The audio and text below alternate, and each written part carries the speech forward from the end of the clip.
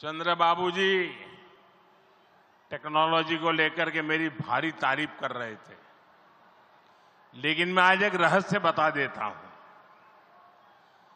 जब मैं गुजरात में नया मुख्यमंत्री बना तो मैं बाबू हैदराबाद में बैठ करके किस किस प्रकार के इनिशिएटिव ले रहे हैं उसका बड़ा बारीकी से अध्ययन करता था और मैं उसमें से बहुत कुछ सीखता था और उसे आज मुझे लागू करने का अवसर मिला है।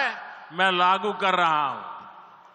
ఇప్పుడు చంద్రబాబు గారు మీరందరి ముందు నాకు టెక్నాలజీ నాతో మొదలైందన్నట్టుగా ప్రశంసిస్తున్నారు. కానీ నేను మీ అందరికీ కూడా ఒక రహస్యం చెప్తాను.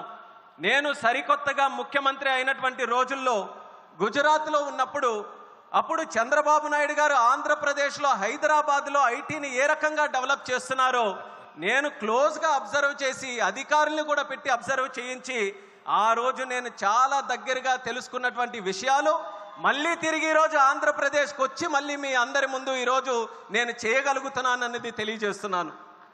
और मैं अपने अनुभव से कहता हूं, फ्यूचर टेक्नोलॉजी हो,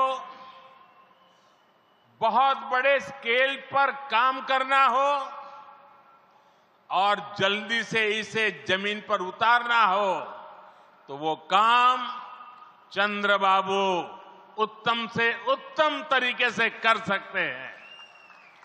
అలాగే నా అనుభవంతో చెప్తున్నాను. పెద్ద స్కేల్లో ప్రాజెక్టులు చేయాలన్నా తొందరగా అవి పూర్తి చేయాలన్నా మంచి క్వాలిటీతో అవన్నీ కూడా పూర్తి చేయాలన్నా దేశంలో చంద్రబాబు నాయుడు గారి కంటే దాంట్లో మిన్న మరెవ్వరూ కూడా లేరు అనేది ఈ సభాముఖంగా తెలియజేస్తున్నాను.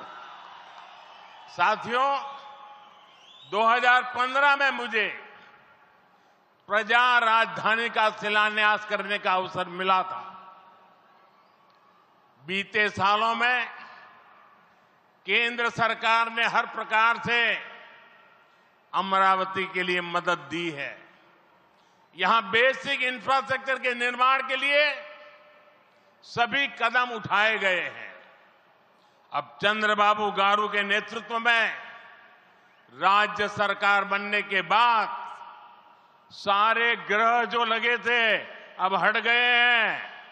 यहां विकास कार्यों में तेजी आ गई है.